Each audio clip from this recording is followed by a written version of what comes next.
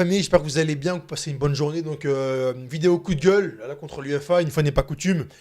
Comme vous le savez, l'UEFA a communiqué donc hier en fin d'après-midi en affirmant que le cas du Paris Saint-Germain allait être réexaminé par l'ICFC. Donc, il s'agit de l'organisme qui s'occupe de contrôler financièrement les clubs.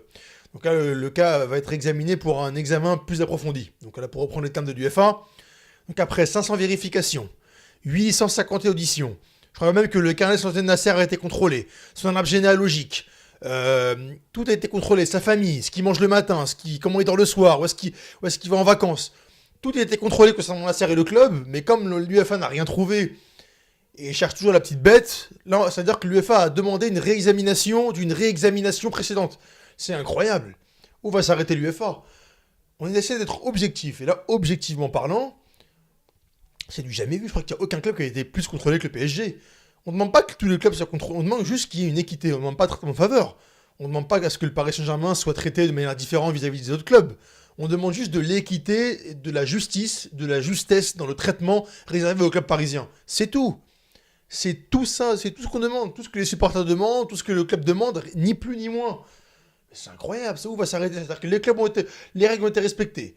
Le Paris Saint-Germain s'est rendu à tous les rendez-vous, à toutes les convocations qui ont été envoyées par l'UEFA. Donc, que ce soit via Jean-Claude Blanc ou Nasser ou toute la délégation parisienne. Il y a eu plusieurs rendez-vous qui ont été effectués à Nyon. Le PSG a toujours répondu présent, a toujours apporté les documents et les éléments donc, réclamés par l'UEFA. Tout a été ficelé, tout était bien fait dans les règles, comme il fallait. Néanmoins, ce n'est pas suffisant, c'est incroyable. Où va s'arrêter l'UEFA? Non mais c'est fou.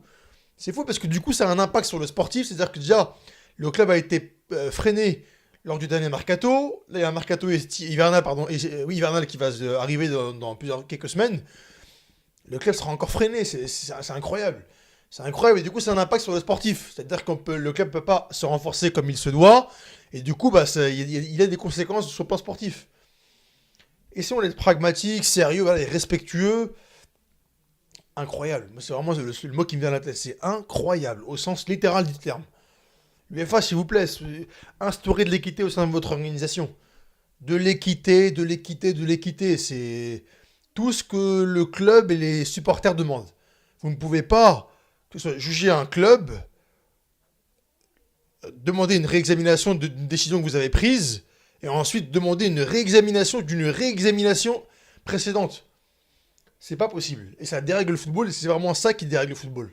Et non pas le Paris Saint-Germain qui, voilà, que, selon beaucoup, est le grand méchant loup, dérègle le marché. Non, ce sont des agissements comme les vôtres qui dérèglent le marché et qui dégoûtent certains du football. C'est dommage. C'est vraiment dommage. Agissons vite.